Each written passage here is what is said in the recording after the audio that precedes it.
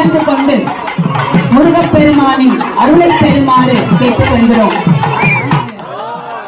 அப்பனுக்கே பாடம் சொன்ன சுவாமிமலை சுவாமிநாதனுக்கு இந்த போர் முடிந்து தனது கோபம் தணிந்து தணிகை நாதனாக வள்ளியை மணந்த திருத்தணி முருகனுக்கு,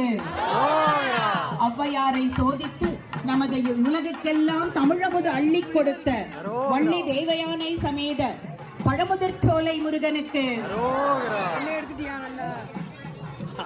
கச்சியப்ப சிவாச்சாரியார் பாடிய கந்த புராணமாக இருக்கட்டும்,